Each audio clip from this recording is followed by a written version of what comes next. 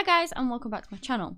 As part of All Hallows week, this case sort of revolves in some way around Halloween, and it's a case that still remains to this day shrouded in mystery.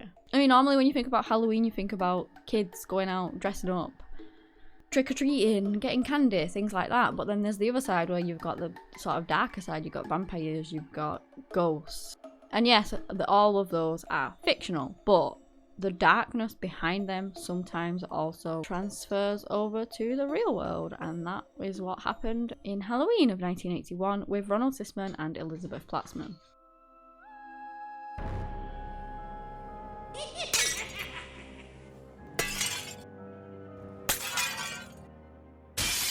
Ronald at the time was 39 years old, and he was a photographer who ran two photography businesses out of his apartment on 22nd Street in Manhattan near Greenwich Village, which is actually located in New York. He had previously worked with actors and actresses and things like that surrounding the photography kind of side of it, and at the time he lived with his girlfriend in that apartment, Elizabeth Platzman.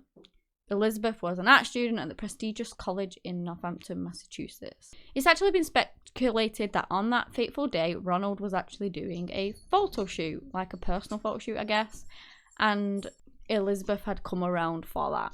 The horrible crime that was committed here was actually believed that they wanted Ronald, and that Elizabeth was simply in the wrong place at the wrong time, unfortunately. So it's thought that, you know, they were just there enjoying whatever they were doing, the photo shoot, having a meal, you know, having some drinks, just enjoying each other's company, and then they get a knock at the door. They ignore it initially. They don't want to answer the door. They want to pretend that they're not even there.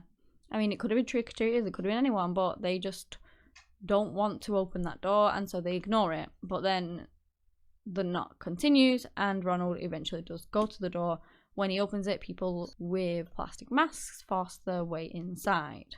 Now, this is probably assumed because there wasn't any sign of breaking and entering or anything like that. You know, Ronald must have let them in. Whoever this person was, these people were, they must have been let in willingly, because there was never any broken doors, broken locks, broken windows, anything like that.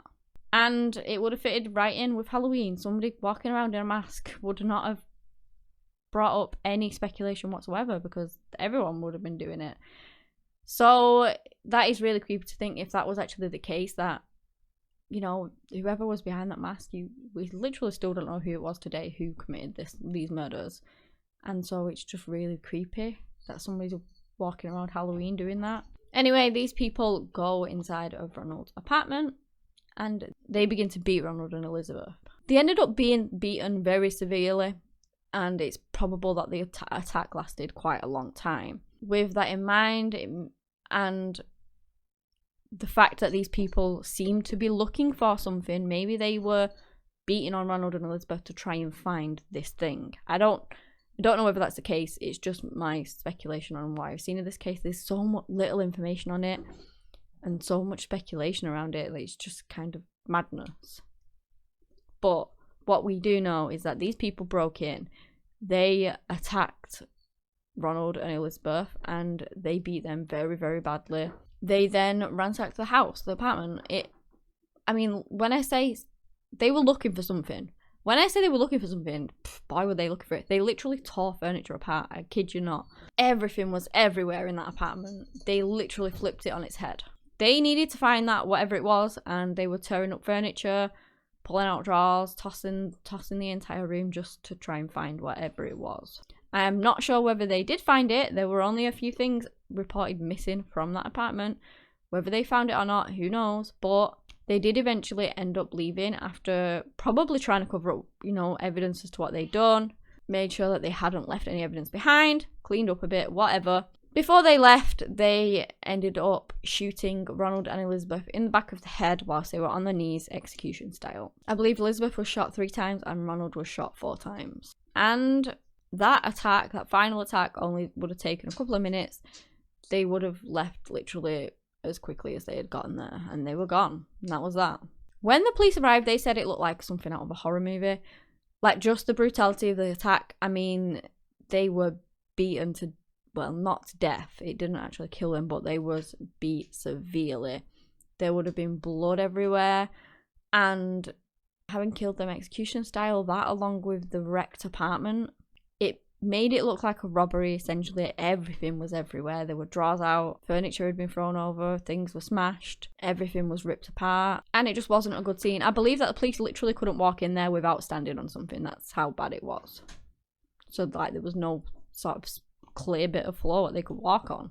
As I mentioned earlier, it seemed like these people were looking for something. Whether they found it or not, who knows? Apparently the only things that were actually missing from the apartment were Ronald and Elizabeth's ID, along with his pistol. Now, why would anyone take his ID? I don't really understand that personally. What would they actually gain from doing that? And if they didn't take them, then where were their IDs? Like, they would have been in the house, surely.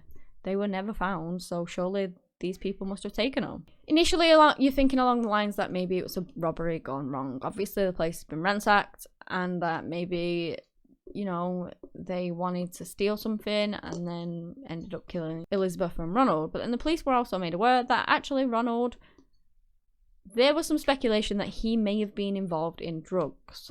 And then that made them think that maybe this could have been a drug deal gone wrong, or maybe he owed a lot of debt to some people with drugs, and, you know, this was a revenge for a debt or something like that.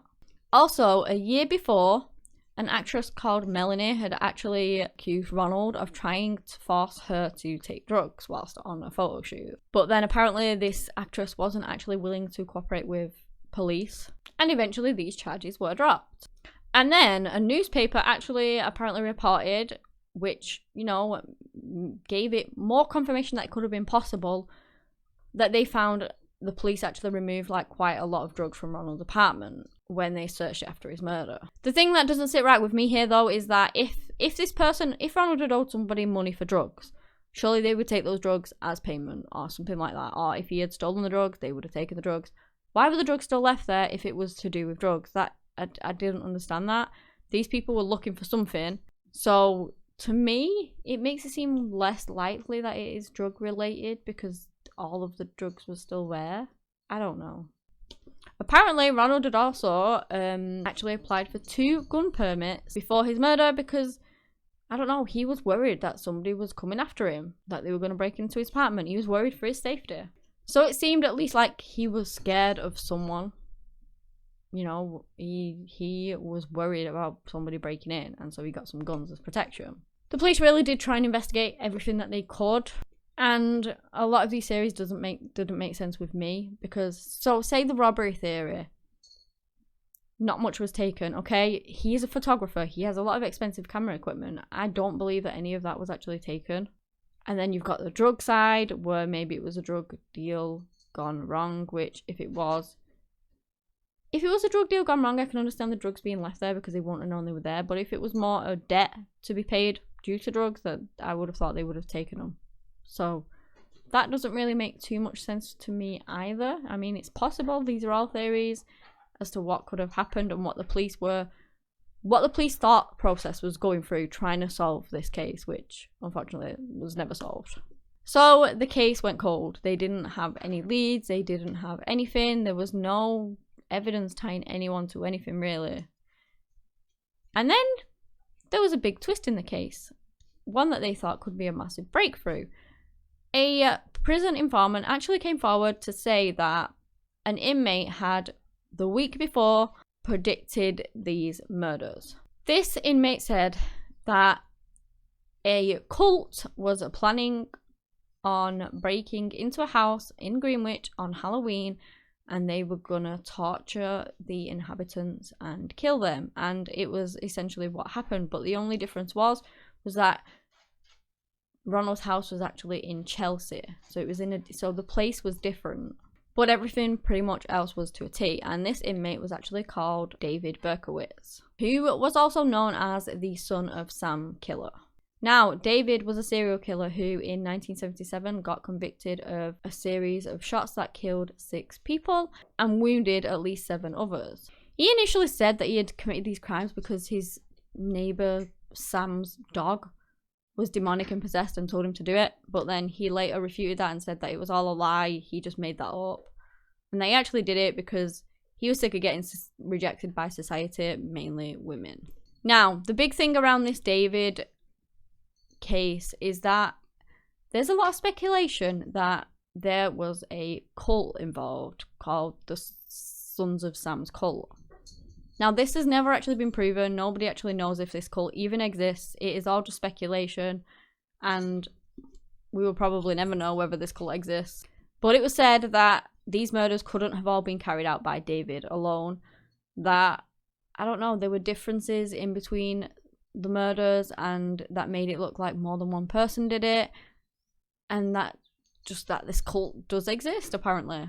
David went on to say that the cult, this is like before it happened, that the cult would perform a ritualistic murder by shooting the couple in the head before looting their apartment and then, you know, erasing any evidence. So it did tie in. Everything he was saying tied in apart from the place. And initially police didn't believe him because that place was wrong. He said it was Greenwich and it was actually Chelsea. But when they looked into it more, they realised that actually it wasn't that far apart. Maybe he had just gotten the place wrong. So they did start taking it more seriously and looking into it more. David also went on to say that Ronald had actually been hired by the cult to take photographs of a murder that they had committed. And he had these photographs still. He had the master copy of these photographs. And it was never an issue that he had this because they trusted him and believed that, you know, he would never do anything with it. The problem was that he actually ended up getting a drug charge, and he ended up getting really, really nervous and acting really sketchy. And they honestly believed that with that in mind, he had this evidence that he could actually hand over to the police to try and lessen his drug charge, and that maybe he would actually do it. And so they go around there, they target him, they want this photo or the evidence that he has, and then they want to get rid of it. And they killed Ronald to make sure that he stayed silent on everything that he saw. I'm not sure whether he actually photographed it or filmed it. It may have been that he filmed it, I'm not sure. Now, one really crazy thing that I found very interesting in this case is that David was actually able to describe Ronald's apartment to a T. He knew the furniture that was in there, you know, where it all was. Literally every detail he was able to describe perfectly. He just knew it all. And so that makes you think that, well, obviously he's done it then. Obviously he's the killer, or at least he's orchestrated it. He was there at the very least to know what, to be able to know what this room looked like, surely. And at this point you may be thinking, well, they've got him. He's able to describe the entire room. He's able to give sort of a motive as to why this murder occurred. Surely that's enough, right? Well, no, because they just didn't have any evidence to tie him into it at all. And then as a result of that, they had nothing to go on, and the police just had to let it drop. They had, you know, he was in jail for the murders that he'd committed, but they just didn't have enough evidence to tie him into this, unfortunately. And that's pretty much it. That's pretty much all the information we have on this case. And the theories that the police looked into, the information given by David, but everything that they had has literally gone nowhere. And there's just no real evidence to support his claims, essentially. So he either made it all up or it is true and there's just no evidence to support it. To this day, this case remains a mystery. What do you guys think? Do you think maybe a drug deal gone wrong, a robbery, or do you believe that David and the cult, that we don't even know if it exists or not, possibly did it? It's all just really crazy to me. That this cult may exist and nobody even knows it, or I don't know. I don't know where this cult all came from. I think it was the fact that the murders were different in this and the other. Just very strange. It's never actually been proven that it exists. I didn't want to go into too much details about David and the crimes that he committed because, yes, okay, even though there is a tie into it, you know, this case is actually about Ronald and Elizabeth, not about him and the crimes that he committed. And I found his case very interesting, so maybe in the future I'll actually do like a video just on him and the crimes that he committed. Who knows? But I just didn't want to go too much into it. I've watched other videos on this case and they really do a deep dive into David and his crimes, and I just think that this case is about Ronald, not him. So yeah, that's why I've decided not to do that. At the end of the day, we don't know what happened to Ronald and Elizabeth. All the theories surrounding David and the possible cult, you know, could be true, or they might just be totally fictional. What we do know, though, is that 2 people lost their lives that day, and as of right now, we have no idea who did it. this case remains unsolved. But yeah, that's the end of the case. If you enjoyed this video, give me a big thumbs up. Subscribe to the channel for similar content. Anyway, guys, that's all I have today on the case of Ronald Sisman and Elizabeth Platzman. Thank you so much for watching, and until next time, bye.